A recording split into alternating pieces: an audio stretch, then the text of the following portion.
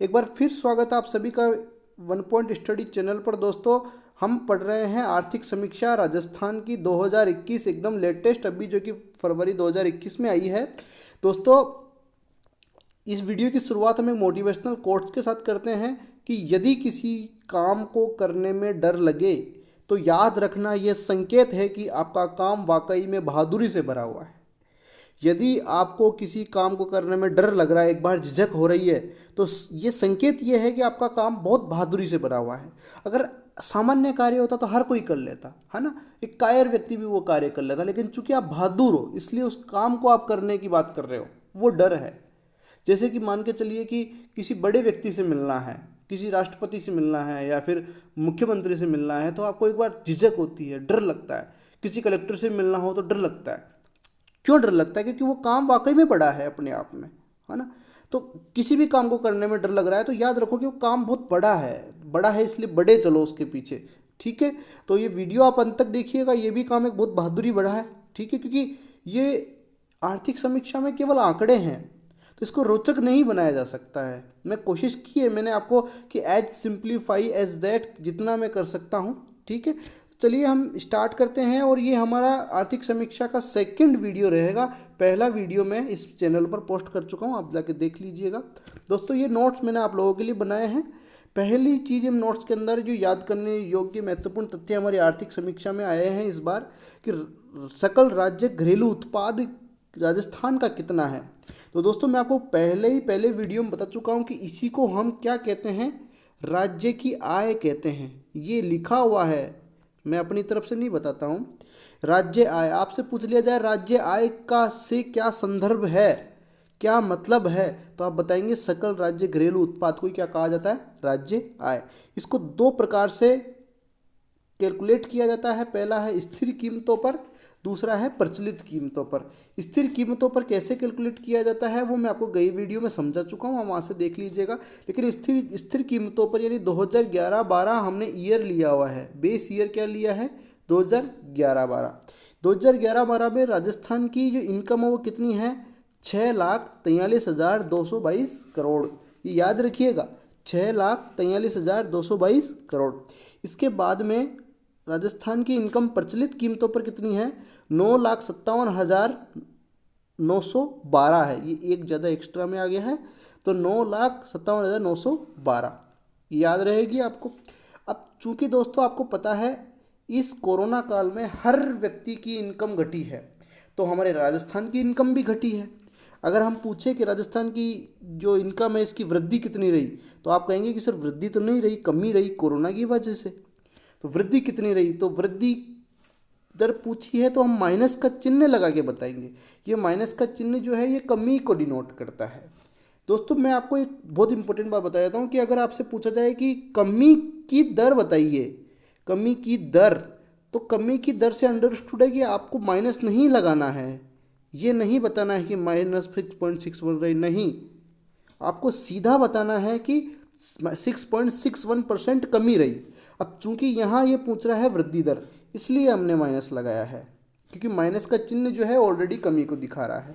तो हम देखें कि स्थिर कीमतों पर हमारी वृद्धि दर कितनी रही, -6.61%, और प्रचलित कीमतों पे कितनी रही, -4.11%। ये मैं पहले आपको अच्छी तरीके से समझा चुका हूँ कि क्या होता है, इसलिए मैं थोड़ा स्पीड से जा रहा हूँ। ठीक है, चलिए दूसरा देखते हैं कि राजस्थान का जीवीए कितना है, सकल राज्य मूल्यवर्धन कितना है। और ये क्या होता है ये गई वीडियो में मैंने समझा दिया है, आप देख लीजिएगा वहाँ से। इसका जो आधार वर्ष स्थिर कीमतों पर लिया जाता है मैंने बताया 2011-12। कृषि में कितना है, 29.45, उद्योग में कितना है, 28.15, सेवा में कितना है, 42.40। चलिए अब इसको अरेंज करते हैं कि कौन बड़ा कौन छोटा। तो देखिए इसमें सेवा क्षेत्र सबसे बड़ा है, तो सबसे पहले कौन सा आ जाएगा, सेवा। उसके बाद में कौन सा आएगा, कृषि, देखिए आप, और इसके बाद में कौन सा आएगा, उद्योग। ठीक है, तो स्थिर कीमतों पे भी यही होगा, कृषि, सेवा कृषि और फिर उद्योग। ऐसे ही प्रचलित कीमतों पे भी यही होगा, सेम, बस परसेंटेज चेंज हो जाएगा, सेवा कृषि और उद्योग। इसमें 45% है तो यहाँ 42% है। ये कृषि यहाँ पे 29.77% है, तो यहाँ 29.45% है। यहाँ उद्योग 28% है, यहाँ उद्योग 24%। ठीक है, तो इसको आपको याद कर लीजिएगा, ये पुराना है। अब दोस्तों कई बार एक प्रश्न पूछा गया था RS प्री 2018 में, यहाँ से आपको इसकी इम्पोर्टेंस पता लगेगी कि वर्ष 2017-18 उस टाइम क्या था, 18 की प्री में पूछा गया था, इसलिए ये प्रश्न उसी आर्थिक समीक्षा से लिया गया है कि राजस्थान में स्थिर कीमतों पर सकल राज्य घरेलू उत्पाद की वृद्धि दर क्या थी। तो उस टाइम जो वृद्धि दर थी जो थी, अभी वर्तमान में पूछा जाए कि वर्ष 2020-21 के लिए राज्य की वृद्धि दर बताइए स्थिर कीमतों पर, तो क्या बताएंगे आप, ये बताएंगे कितनी वृद्धि दर है, -6.61%। तो यहाँ से एक क्वेश्चन निकल सकता है। जो कॉलेज लेक्चरर की तैयारी कर रहे हैं वर्तमान में, वो ज़रूर ध्यान रहे कि -6.61% ऐसा क्वेश्चन आ चुका है RS प्री में, तो कोई बड़ा आश्चर्य नहीं होगा कि आपके वहाँ भी एक प्रश्न आ जाए। ठीक है, तो ज़रूर से ध्यान रखेंगे। आगे बढ़ते हैं, अब बात करते हैं प्रति व्यक्ति आय की। तो प्रति व्यक्ति आय होती क्या है, मैंने आपको बताया था, जैसे कि आपके पूरे परिवार की इनकम, मान लीजिए पूरे परिवार की इनकम जितने भी कमाने वाले सदस्य है वो है 1,00,000 रुपये। कितने हैं, 1,00,000 रुपये। और आपके परिवार में रहने वाले सदस्य टोटल कितने हैं, 5। तो हर सदस्य की इनकम कितनी हो जाएगी, एवरेज लगाएंगे तो इससे, यानी लगभग 20,000 रुपये हर सदस्य की इनकम हो जाएगी। तो इस 20,000 को ही क्या कहा, प्रति व्यक्ति आय। उसी प्रकार से हम क्या करते हैं कि राजस्थान में शुद्ध राज्य घरेलू उत्पाद कितना है और उसका मध्यवर्षीय जनसंख्या से भाग लगा देते हैं, और वही क्या होती है, प्रति व्यक्ति आय। और दोस्तों इसको ज़रूर याद रख लीजिएगा, मुझे लगता है कि इस बार ये प्रश्न बन सकता है, लोगों का ध्यान कम जाता है, आर्थिक समीक्षा में स्पष्ट रूप से लिखा हुआ है। ठीक है, शुद्ध राज्य घरेलू उत्पाद, यहाँ सकल नहीं है, ये शुद्ध शब्द का प्रयोग किया गया है। शुद्ध राज्य घरेलू उत्पाद जो है उसमें मध्यवर्षीय जनसंख्या, जैसे मान के चलिए बात कर रहे हैं 2020-21 की, तो 2020-21 के मध्य क्या जनसंख्या थी उसका भाग लगाया जाएगा। ठीक है, तो ये हो जाएगी प्रति व्यक्ति आय। अच्छा, अब प्रति व्यक्ति आय और जीवन स्तर संपत्ति की सूचक है, ये RS प्री में क्वेश्चन आ चुका है। इससे क्या मतलब निकलता है, देखिए उदाहरण के लिए मानिए कि आपकी कॉलोनी है, जिस कॉलोनी में आप रहते हैं उस कॉलोनी में एक घर ऐसा है जिसकी सालाना इनकम 10 लाख रुपए है। ठीक है, दूसरा घर ऐसा है जिसकी सालाना इनकम 1 लाख रुपए है। ठीक है, तीसरा घर ऐसा है जिसकी सालाना इनकम 1 करोड़ रुपए है, 1 करोड़ रुपए। तो अब आप बताइए कि क्या इसमें ये जो सोसाइटी है ये एकदम समतामूलक है, क्या इस सोसाइटी में सारे लोग समान हैं, नहीं है, क्योंकि एक व्यक्ति 10 लाख रुपए कमा रहा है, एक व्यक्ति 1 लाख रुपए कमा रहा है, एक व्यक्ति 1 करोड़ रुपए कमा रहा है। समझ में आई बात। तो अब होता क्या है कि इसमें व्यक्तियों की आय समान नहीं है, लेकिन जहाँ पर लोग व्यक्तियों की आय लगभग बराबर हो जाती है, ज़्यादा हो जाती है, तो लोगों का जीवन स्तर और संपन्नता बढ़ जाती है। इसलिए कहा गया कि केवल राज्य की आय बढ़ने से ही कोई फर्क नहीं पड़ता है, लोगों की इनकम भी बढ़नी चाहिए, है ना, लोगों की खुद की इनकम भी बढ़नी चाहिए। अगर लोगों की इनकम बढ़ेगी तो उनका जीवन स्तर ऊपर उठेगा और वह संपन्न हो जाएंगे। इसलिए कहा गया है कि प्रति व्यक्ति आय जो है वो लोगों के जीवन स्तर और संपन्नता की सूचक है। ठीक है, चलिए यही प्रश्न RS प्री 2016 में पूछा गया था, जहाँ तक मुझे याद है ना। इसमें क्या क्वेश्चन पूछा गया था, देखिए, निम्न में से कौन सा एक आर्थिक वृद्धि का परिचायक है, तो आप बताइए कौन सा है। पहला है स्थिर कीमतों पर राष्ट्रीय आय में वृद्धि हो। दूसरा जो है ना, इसका आंसर दूसरा है, आप इसको पॉज करके पढ़ लीजिएगा, लेकिन आंसर इसका 2 जाएगा। ठीक है, कि प्रति व्यक्ति आय अगर स्थिर रहेगी तो ही समाज जो है आर्थिक वृद्धि कर पाएगा। ठीक है, चलिए आगे बढ़ते हैं। ये तो मैं कई बार ही पढ़ा चुका था आपको। चलिए, प्रति व्यक्ति आय कितनी है, बहुत इम्पोर्टेंट, बहुत इम्पोर्टेंट, बहुत इम्पोर्टेंट। कितनी है प्रति व्यक्ति आय। स्थिर कीमतों पर अगर आप प्रति व्यक्ति आय देखेंगे तो 72,297 रुपये। सर मतलब कि हमारे जो राज्य है राजस्थान में, वो एक व्यक्ति कितने रुपए कमाता है साल के, 72,297 रुपये। मतलब इसमें 12 का भाग लगाइए, 72 में, 72,000 में 12 का भाग लगाइए, मतलब 12 छिक 72, 6,000 रुपये महीना। बहुत कम है। कोई व्यक्ति 6,000 रुपये महीना कमाएगा तो वो घर का खर्च कैसे चलाएगा, आप सीखिए। क्यों, कमरे का किराया क्या देगा, बिजली का बिल क्या देगा, बच्चों को पढ़ाएगा क्या, बाहर रेस्टोरेंट में खाने को जाएगा, उसके न्यूट्रिशन की क्या वैल्यू रहेगी। बहुत मुश्किल है जीवन यापन करना। तो ये इससे आपको पता लगा कि राजस्थान के जो लोग हैं, अधिकांश लोग गरीब हैं। कुछ लोग अमीर हो सकते हैं लेकिन अधिकांश लोग गरीब है। तो इस राजस्थान को कैसा स्टेट कहा जाएगा, एक गरीब राज्य की श्रेणी के आसपास रखा जाएगा राजस्थान को। वहीं महाराष्ट्र, केरल और कर्नाटक, इन जैसे राज्यों की अगर बात करेंगे तो वहाँ स्थिर कीमतों पर प्रति व्यक्ति आय उनकी ज़्यादा होगी। ठीक है, तो इस प्रकार से ये संपन्नता का सूचक है, जो मैंने पीछे बताया था वो आपको समझ में आ गया होगा। ठीक है, प्रचलित कीमतों पर कितना है, 1,09,386 और स्थिर कीमतों पे कितना है, 72,297। ये दोनों डाटा आपको याद रखने, बार बार लिख लिख के आप याद कीजिएगा। लास्ट में मैं एमसीक्यू करवाऊंगा इस सीरीज के बाद में, फिर आपको और अच्छी तरीके से याद हो जाएगा। और ध्यान रखिएगा, हर व्यक्ति की इनकम इस साल घटी है। हमेशा हर व्यक्ति की इनकम इस साल घटी है। क्यों घटी है, क्योंकि कोरोना की वजह से घटी है। तो ये जो है प्रति व्यक्ति आय भी इस बार घटी है, कोई बड़ा आश्चर्य नहीं है। ठीक है, चलिए अब ये तो पुराने का रिवीजन अपन ने किया, अब बिल्कुल नया एकदम पढ़ने जा रहे हैं हम। आर्थिक समीक्षा में कुछ सूचकांक की बात की जाती है, सूचकांक। और दोस्तों बहुत इम्पोर्टेंट है सूचकांक पढ़ना। और एक प्रश्न आप यकीन मानिए यहाँ से आता ही आता है, यानी लगभग 2 से 3 नंबर आपके मान के चलिए आने वाले 10 मिनट में फिनिश होने वाले हैं। अगर आपने 10 मिनट को ध्यान से सुन लिया तो आपके 2 से 3 नंबर आपके पक्के हैं एग्ज़ाम में। ठीक है, एग्जाम में एक नंबर बहुत इंपॉर्टेंट होता है। ठीक है, अब सूचकांक पढ़ते समय बातें बहुत सारी आएगी, लेकिन आपको केवल 3 चीज़ें याद रखनी है कि कोई सूचकांक है उसका आधार वर्ष क्या है, आधार वर्ष क्या है। दूसरा, जारी करता कौन, कौन उसको जारी निकालता कौन है सूचकांक को। डाटा संग्रहण केंद्र कहाँ कहाँ है। ठीक है, ये मैं समझा दूंगा आगे, समझ में सब आ जाएगा। ठीक है, तो आप 3 चीज़ों पे ज़रूर ध्यान रखिएगा। सूचकांक क्या होता है, देखिए उदाहरण के लिए मान लीजिए आप उदाहरण के लिए पटवारी की तैयारी कर रहे हैं या आरएस की तैयारी कर ले, थोड़ा बड़ा एग्जांपल लेते हैं, है ना। आरएस की आप तैयारी कर रहे हैं, आरएस प्रीलिम्स का, है ना। तो आप कैसे जांचते हैं कि आपकी तैयारी सही है, आप टेस्ट सीरीज लगाते हैं। क्या लगाते हैं भैया, टेस्ट सीरीज। टेस्ट सीरीज लगाए बाद में एक लिस्ट जारी करता है हर कोचिंग इंस्टीट्यूट कि पहले वाले कितने नंबर आए, दूसरे वाले कितने नंबर आए, तीसरे वाले कितने नंबर आए। ये लिस्ट ही तो सूचकांक है, ये लिस्ट ही तो इंडेक्स है कि आप कहाँ बैठ रहे हो, कहाँ वेरी कर रहे हो। अगर आपकी रैंक नीचे है तो आप अगली बार पढ़ाई करके ऊपर लेके आओगे, और आपकी रैंक ऊपर है तो आप और पढ़ाई करोगे ताकि ऊपर मेंटेन रहे। तो यही तो सूचकांक है, ऐसा ही तो सूचकांक निकाला जाता है।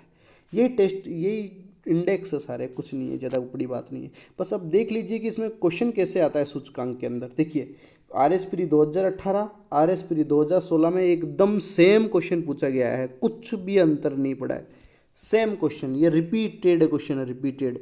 इसलिए कहा जाता है कि जो पुराने ईयर के क्वेश्चन पेपर है ना, इनको ज़रूर देख के जाना चाहिए।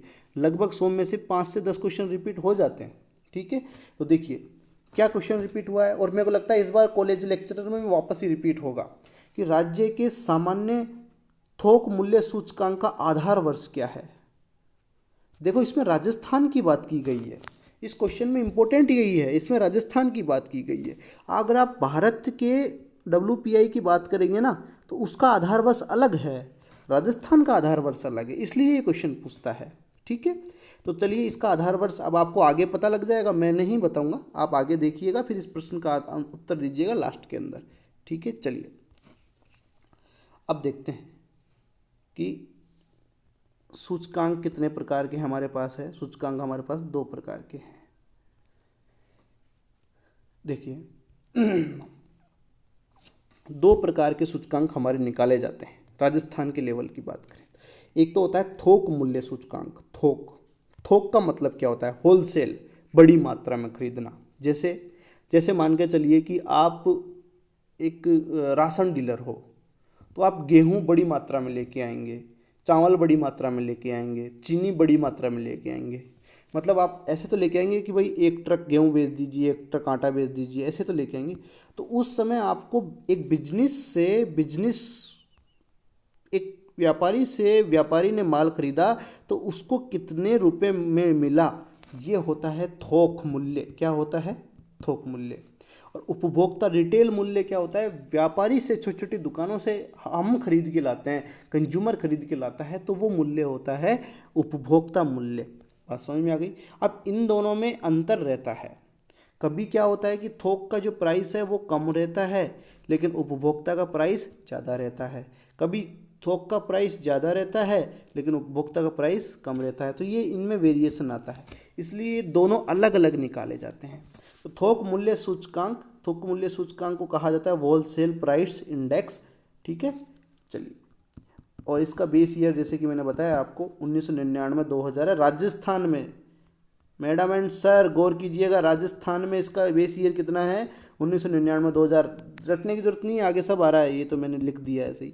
चलिए, अब उपभोक्ता मूल्य सूचकांक की बात करते हैं। उपभोक्ता मूल्य सूचकांक कितने हैं राजस्थान में? राजस्थान के लेवल पर कितने निकाले जाते हैं? हालांकि भारत के लेवल पर ही निकाले जाते हैं, है ना।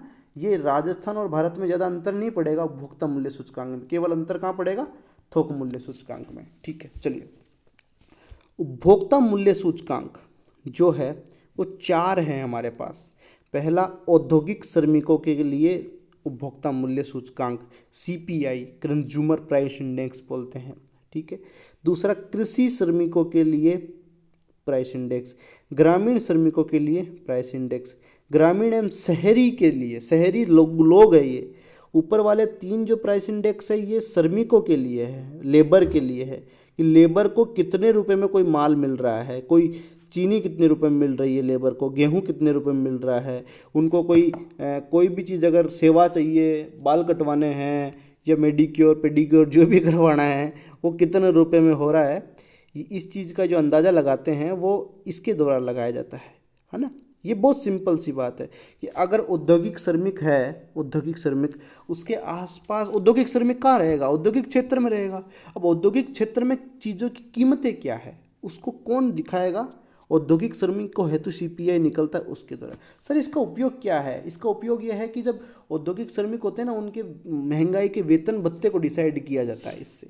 ठीक है, तो वो अब सब देख लेंगे, आगे सब आ रहा है। कृषि श्रमिकों हेतु, ग्रामीण श्रमिकों हेतु एंड ग्रामीण एवं शहरी हेतु। आपको बस यहाँ याद रखना है कि थोक मूल्य सूचकांक केवल एक ही होता है। उपभोक्ता मूल्य सूचकांक कितने होते हैं? 4। कितने होते हैं भैया उपभोक्ता मूल्य सूचकांक? 4 होते हैं। ठीक है, चलिए कुछ पॉइंट्स और है, मैं आपको अभी से क्लियर कर दूं कि ये जितने भी मूल्य सूचकांक है 4 और 5, इस 4 और एक ये 5, सभी महीने के आधार पर निकाले जाते हैं। किस आधार पर निकाले जाते हैं? मंथली बेसिस पर। आप इस बात को बिल्कुल गांठ बांध लीजिए। हर सूचकांक में मैं ये बताऊं कि ये भी मंथली है, ये भी मंथली है, मंथली है, मंथली है, मंथली है, इससे कोई मतलब नहीं है। याद करने के लिए आप लिखें कि सभी सूचकांक जो है मासिक आधार पर निकाले जाते हैं। ठीक है, मासिक आधार पर। चलिए, ये याद हो गया होगा। दूसरा, उपभोक्ता मूल्य सूचकांक है, RBI इसको यूज करता है मौद्रिक नीति का निर्धारण करने के लिए। RBI किसको यूज करता है? CPI को। ये आपके इंडिया GK का सवाल है या फिर इंडियन इकोनॉमी का सवाल है, ये CPI। पहले किसको यूज करते थे? WPI को। सर ऐसा क्यों किया? ऐसा इसलिए किया कि भाई ओरिजिनल महंगाई को मापने के लिए WPI काफ़ी नहीं था, है ना, क्योंकि CPI काफ़ी था कि लोगों के हाथ में किस कीमत में माल जा रहा है। तो ये उर्जित पटेल कमेटी की सिफारिश पे किया गया था। अपन को पढ़ने से कोई मतलब नहीं है अभी, पर कभी बाद में पढ़ेंगे। ठीक है, चलिए आगे बढ़ते हैं। एक चीज़ और मैं बता दूं यहाँ पे कि औद्योगिक श्रमिक, कृषि श्रमिकों हेतु CPI, ग्रामीण श्रमिकों हेतु CPI, ये तीनों CPI जो है, तीनों जो कंज्यूमर प्राइस इंडेक्स है, वो एक ही संस्था निकालती है। उस संस्था का क्या नाम है? बहुत इम्पोर्टेंट है, याद रखिएगा। उस संस्था का नाम क्या है? उस संस्था का नाम है श्रम ब्यूरो, लेबर ब्यूरो। कहाँ है ये? इसका ऑफिस कहाँ है सर? शिमला में। कहाँ है भैया? शिमला में इसका ऑफिस है। अच्छा, हाँ, शिमला में इसका ऑफिस है। ठीक है, तो इन 3 जो श्रमिक पीछे लग गया, तो लेबर लेबर लेबर, और लेबर को लेबर ब्यूरो ही निकालता है। इस प्रकार से आप इसको याद रख सकते हैं। ठीक है, अब मुझे ऐसा लग रहा है कि इस साल जो है प्रश्न जो आएगा वो इस पे आएगा, औद्योगिक श्रमिकों हेतु CPI पे। सर क्यों आएगा? वो आके बताता हूँ क्यों आएगा, आपको खुद को समझ में आ जाएगा। ठीक है, चलिए आगे बढ़ते हैं, पढ़ते हैं थोक मूल्य सूचकांक WPI। तो बताइए WPI का आधार वर्ष क्या है? 1999 2000। राजस्थान की बात हो रही है भैया, राजस्थान की, भारत की लेवल की बात नहीं हो रही है, राजस्थान की बात हो रही है, ठीक है। राजस्थान का थोक मूल्य सूचकांक है, उसका आधार वर्ष कितना है? 1999 2000, ठीक है, बिल्कुल सही है सर, ठीक है, ओके। प्रति माह जारी किया जाता है, मैं पहले ही बता चुका हूँ आपको। अब इसमें जो जानने वाली बात है, इसमें टोटल 154 वस्तुओं के मूल्य को शामिल किया गया है। कितनी वस्तुओं के मूल्य को शामिल किया गया है? 154 वस्तुओं के मूल्य को शामिल किया गया है राजस्थान के थोक मूल्य सूचकांक में। ये पूछे जा सकते हैं प्रश्न, क्योंकि थोक मूल्य सूचकांक का ये प्रश्न तो 2 बार आ चुका है, 2 या 3 बार। तो अब एग्जामिनर देखता है कि अब ऐसा प्रश्न पूछूं जो लोगों को नहीं आएगा, तो वो यही पूछेगा 154 कितनी वस्तुएं शामिल है, तो आप बताएंगे 154 वस्तुएं शामिल है, ठीक है, कोई क्या बड़ी बात नहीं है। अब इसमें भी इन वस्तुओं में भी कैटेगरी बांट रखी है इन्होंने कि प्राथमिक वस्तुएं कितनी हैं? 75 है। कितनी है भैया? 75। ईंधन और शक्ति प्रकाश वाली वस्तुएं कितनी हैं? 10। विनिर्मित उत्पाद, विनिर्मित उत्पाद में मैन्युफैक्चर्ड आइटम होता है, जूते वगैरह ये सब चीज़ें होती है ना, कॉपी किताबें ये सब इसमें आती है। 69, ये कितने हैं? 69। तो इन सबको आप जोड़ेंगे तो ये टोटल कितना हो जाएगा? 154, ठीक है। थोड़ा सा इनको ध्यान रखिएगा, हो सकता है पूछ ले। तो सबसे ज़्यादा किसकी है? प्राथमिक वस्तुओं का वेटेज है। इसके बाद में किसका वेटेज है? विनिर्मित उत्पाद का वेटेज है। इसके बाद में किसका वेटेज है? ईंधन शक्ति प्रकाश का वेटेज है, ठीक है। आई थिंक थोड़ा बहुत आपको समझ में आ रहा होगा। ये याद करना पड़ेगा दोस्तों, भी आंकड़े हैं, इनका क्या किया जाए। तो एक बार इसको रिपीट कर लेते हैं। थोक मूल्य सूचकांक का आधार वर्ष क्या है? 1999 2000। कितनी वस्तुएं हैं? 154 वस्तुएं। प्राथमिक में कितनी है? 75 वस्तुएं। ईंधन शक्ति प्रकाश में कितनी वस्तुएं हैं? 10। और विनिर्मित उत्पाद में कितनी वस्तु है? 69। क्लियर है, कोई दिक्कत नहीं है सर। 2019 में WPI जो था राजस्थान में वो कितना था? 310। कितना था भैया? 310। और 2020 में ये बढ़ करके कितना हो गया? 330। कितना हो गया भैया? 330। यानी इसकी परसेंटेज कितनी बढ़ गई? 6.54। ये लिख भी रखा है, 6.54% आपका WPI बढ़ गया। लेकिन दोस्तों मैं आपको बताऊं बिल्कुल फ्रैंक होके एकदम, सबसे इम्पोर्टेंट जो है वो ये है आधार वर्ष। इसके बाद में लेस इम्पोर्टेंट ये है 154 वस्तुएं प्रतिमाह जारी होता है। ये बहुत लेस इम्पोर्टेंट है, तो आप चाहे तो छोड़ भी सकते हैं, ठीक है। आगे बढ़ते हैं, बात करते हैं उपभोक्ता मूल्य सूचकांक। मैंने बताया था उपभोक्ता मूल्य सूचकांक 4 होते हैं, 3 तो श्रमिकों के लिए और 1 नॉर्मल वाला, ठीक है।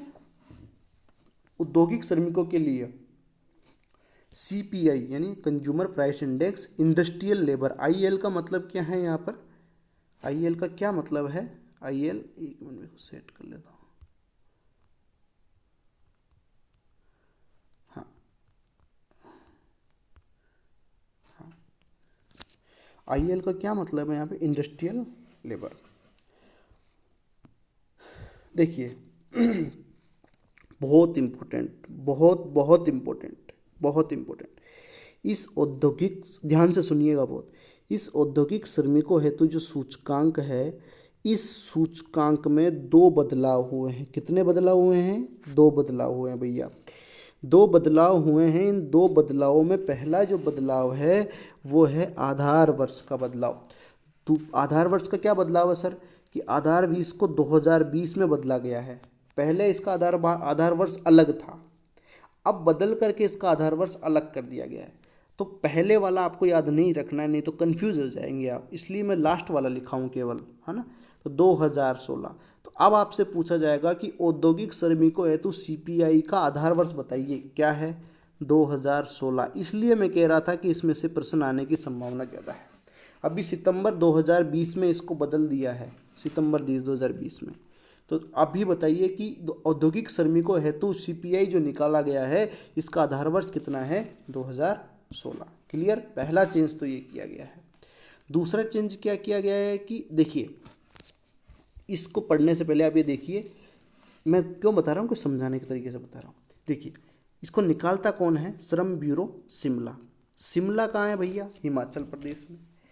तो अब हिमाचल प्रदेश वाले हैं तो ये पूरे देश का निकालते हैं, ये कोई राजस्थान की चीज़ तो है नहीं। मैंने कहा आपको राजस्थान का तो केवल थोक मूल्य सूचकांक है, ये उपभोक्ता मूल्य सूचकांक तो पूरे भारत के स्तर पर निकलता है। तो इसको निकालता कौन है? श्रम ब्यूरो शिमला वाला। तो राजस्थान में उन्होंने 3 क्षेत्र चुन रखे हैं, तीन जिले चुन रखे हैं। इन 3 जिलों में वो लोग आते हैं, है ना, और औद्योगिक श्रमिक जो होते हैं उनसे पूछते हैं कि तुम चीनी कितने पे खरीद रहे हो, गेहूँ कितने पे खरीद रहे हो, तुम्हारे बाल कटिंग कितने में हो रही है ना। ये सब चीज़ें पूछ करके चले जाते हैं और फिर उनको तुलना करते हैं और फिर निकालते हैं कि भाई CPI इतना है। ठीक है, तो पहले ये जो लोग आते थे ना, ये पहले जयपुर में आते थे, अजमेर में आते थे और भीलवाड़ा में आते थे। सर ऐसा क्यों? जयपुर में लेबर बहुत ज़्यादा है, इंडस्ट्री बहुत ज़्यादा है, इसलिए आते थे। अजमेर में इंडस्ट्री बहुत ज़्यादा थी इसलिए आते थे। भीलवाड़ा में टेक्सटाइल इंडस्ट्री है ही इसलिए आते थे। लेकिन चूंकि अब अजमेर की बजाय अलवर जो है वो बहुत बड़ा केंद्र बन गया है इंडस्ट्री का, इसलिए अजमेर को हटा दिया है इस साल, अब अलवर केंद्र हो गया है। ये 2 परिवर्तन हुए हैं और दोनों ही प्रश्न आने योग्य है, बहुत बहुत इम्पोर्टेंट है, बहुत बहुत इम्पोर्टेंट। औद्योगिक श्रमिक सूचकांक CPI जो उसमें 2 परिवर्तन हुए हैं। पहला परिवर्तन तो आधार वर्ष बदल करके क्या कर दिया है 2016, ठीक है, और केंद्र में अजमेर के स्थान पर क्या कर दिया है, अलवर कर दिया है। होप कि आप याद रखेंगे। ठीक है, चलिए अब देखिए कृषि श्रमिकों के लिए CPI कौन निकालता है भैया? सबको पता है, श्रम ब्यूरो शिमला। जहाँ श्रमिक दिख गया वो कौन सा ब्यूरो? श्रम ब्यूरो। यहाँ भी श्रमिक दिख गया तो यहाँ भी कौन सा ब्यूरो? श्रम ब्यूरो शिमला के द्वारा निकाला जाता है। अब देखिए मैं आपको एक छोटी सी चीज़ और बता देता हूँ ताकि आपको याद रहेगा हमेशा। देखिए WTO वर्ल्ड ट्रेड ऑर्गेनाइजेशन, आपने नाम सुना हो, इसमें इंडिया जो है वो लड़ाई कर रहा है। किस चीज़ के लिए लड़ाई कर रहा है? इन लोगों ने क्या किया हुआ है कि कृषि उत्पादों की जो कीमत है ना, वो कृषि उत्पादों की कीमत ये मानते हैं 1986-87 के स्तर पर। ऐसे बोलते हैं कि जो आपकी कृषि उत्पाद की कीमत जो है 1986-87 में थी, उसी कीमत के आधार पर आप सब्सिडी दो, ऐसा कहा जाता है। तो कृषि के लिए जो आधार वर्ष है ना कृषि के लिए, वो 1986-87 माना जाता है। क्या माना जाता है? 1986-87। अब इसके पीछे गणित है लेकिन अपन डिटेल में नहीं जाएंगे। 1986-87 माना जाता है। ठीक है, आप तो याद रखिए कृषि श्रमिकों के लिए जो आधार वर्ष है वो क्या है? 1986-87। क्लियर? कोई दिक्कत नहीं। कौन निकालता है? श्रम ब्यूरो शिमला। वेरी सिंपल, हम पहले ही पढ़ चुके हैं। अब ग्रामीण श्रमिकों के लिए, अब देखिए ग्रामीण श्रमिक क्या काम करेंगे? सर खेती का ही काम करते हैं ज़्यादातर तो, है ना, तो उनके लिए भी आधार वर्ष जो है सेम है। कितना है? 1986-87। ठीक है, दो के लिए आपको आधार वर्ष याद रखने की ज़रूरत नहीं है। ठीक है, चलिए ओके। अब एक ये वाला जो है ना CPI, ये लास्ट वाला CPI जो है ये श्रम ब्यूरो शिमला नहीं निकालता है। फिर कौन निकालता है सर? NSO निकालता है, नेशनल सर्वे ऑफिस, राष्ट्रीय नेशनल स्टैटिस्टिकल ऑफिस है वो, तो राष्ट्रीय सांख्यिकी कार्यालय निकालता है। और सांख्यिकी और कार्यक्रम कार्यान्वयन मंत्रालय भारत सरकार। आपको इतना याद नहीं रखना है, आप तो लास्ट याद रखिए कि इसका आधार वर्ष क्या है? 2012। क्या है भैया? 2012 इसका आधार वर्ष है। और अगर आप जैसे इंडियन इकोनॉमी पढ़ेंगे और उसमें केवल आपको CPI दिख जाए, केवल CPI, तो उस CPI का क्या मतलब निकालेंगे? यही CPI होता है, सामान्य उपभोक्ता सूचकांक बोलते हैं, उपभोक्ता मूल्य सूचकांक, जो कि ग्रामीण के लिए, शहरी के लिए और जॉइंट के लिए अलग अलग निकाला जाता है। ठीक है, चलिए आपको कोई मतलब नहीं है, आप तो याद रखिए कि इसका आधार वर्ष क्या है? 2012। इसको कौन निकालता है? NSO निकालता है। डेट शीट खत्म, ज़्यादा कुछ नहीं है। ठीक है, अब इनका रिवीजन कर लेते हैं आधार वर्ष का, क्योंकि आधार वर्ष बहुत इंपॉर्टेंट होते हैं। तो ये आधार वर्ष को देखो मैंने क्या है कि क्रोनोलॉजिकल ऑर्डर में जमा दिए हैं। 1986-87, 1999, 2000, 2012 और 2016। ठीक है दोस्तों, एक देखिए CPI 2 CPI निकालता है श्रम ब्यूरो कृषि श्रमिक के लिए, ग्रामीण श्रमिक के लिए। उसका आधार वर्ष क्या है? 1986-87। क्लियर? दूसरा 1999, 2000 किसका CPI हो जाएगा? WP आएगा, CPI हो जाएगा।